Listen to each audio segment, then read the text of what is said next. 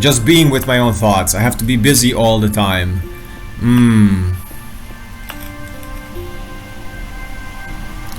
What do you think is the worst thing that can happen if you stop being busy? If you just take one day, let's say you take one day. Let's say it comes to Saturday, and you take a Saturday to just be in silence with yourself. What do you feel is like the worst thing that might happen in your mind? What is like the worst thing that can happen if you just be with your own thoughts? What could happen?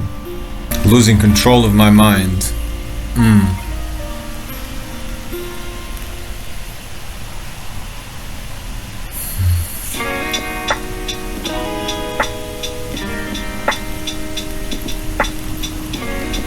Maybe if that happens, you transform.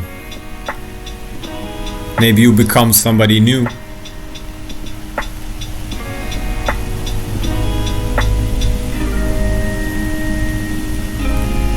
Maybe losing control of your mind is not a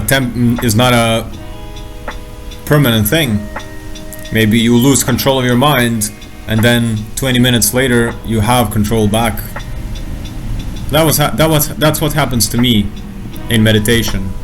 For example, I go into this place of total silence, of no ego, just nothing, just me breathing. And it can be scary, relinquishing that control. But let me tell you, that's a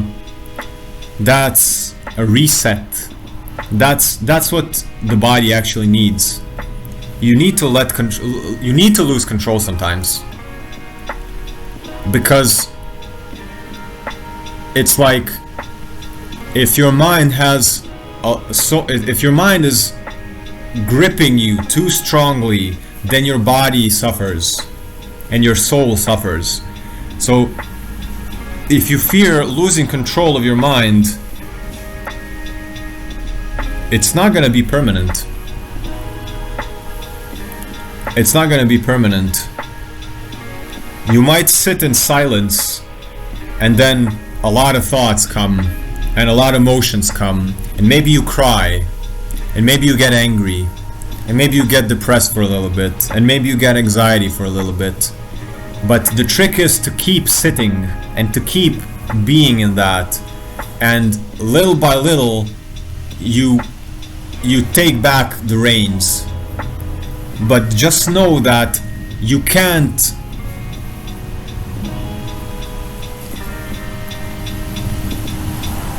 you are not your mind. Like, you are this presence, you are this awareness, you are this life. Your mind can be changed. You look at the news, you think one thing. You listen to I Create Lines, you think another thing. So your mind is connected to other people also. It's connected to what your parents taught you. It's connected to society. It's connected to your friends. Anything you ingest, anything you read. So your mind can be changed. And I think that by going into these type of silences and stillnesses, and you can only learn more about yourself. And I know it's scary. I really know it's scary. But I guarantee you that it's not permanent. It's not permanent. You sit down, for example, in silence, and then your mind goes, oh, something, and then you're like, okay, I'm just gonna breathe. And then your mind goes, oh, something else. Oh, I'm not good enough. I need to go do this, and my life, and then all the past mistakes, and then everything. And then you just, okay. And then you just breathe again. And then an emotion comes, and then you're like, oh my God. And then you cry. And after crying, you're just, okay, that's also okay. That's also human. This is all part of me. You keep on breathing. We are much more than our mind. Look. Look, this is the mind. Even maybe just this. like the brain, but you have your body's intelligence. You have your instincts, you have your emotions, you have your sexual energy, you have your willpower, you have your expression, throat expression, you have your sense of direction, sense of identity. So the mind can be tricky, and you are not only your mind. You're not only your mind. So maybe losing a little bit of control of the mind could be good for you, but you are afraid because it's the unknown. But let me tell you, the unknown is not necessarily bad. Like, I don't know what's gonna happen if I sit in silence, but you never tried it for a longer period of time. Maybe it's actually amazing after half an hour, 1 hour. Maybe you find more peace than you ever found in your life. But it's the fear that's holding you back. But the fear is also in the mind. The fear is also in the mind. And we always fear things that we don't understand. We fear things that we can't predict. We want to feel certain about things. That's all the mind. But your heart and your soul, they believe. You actually believe. It's only your mind that is afraid.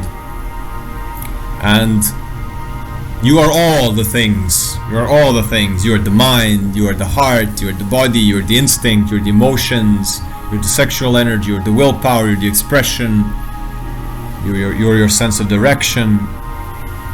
You're everything all at once. And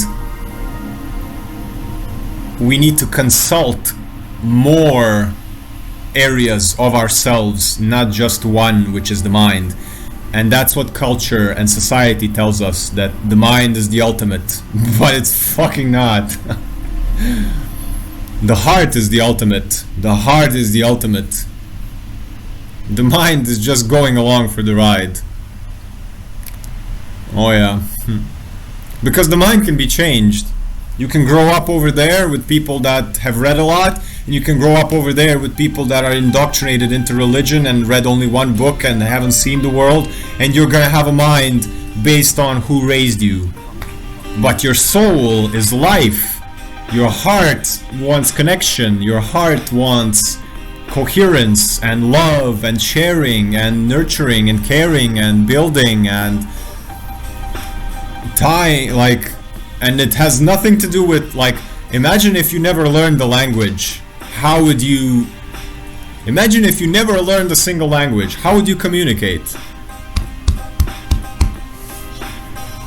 So your mind is just language in certain patterns telling you how you should act and feel. But your heart is just like... Just imagine if you never learned the language. How would you think? In music? In pulses? Like, after I've done psychedelics, my way of communication just went. And I speak now, but I feel like most of the time I don't even need to speak. It's all waves. It's all just waves from the heart, from one heart to another. And those are like the best connections that I have with people. It's just like just everything off of a feeling. And yeah, the mind can be tricky. We don't have to listen to it. The less I listen to it, the better I feel.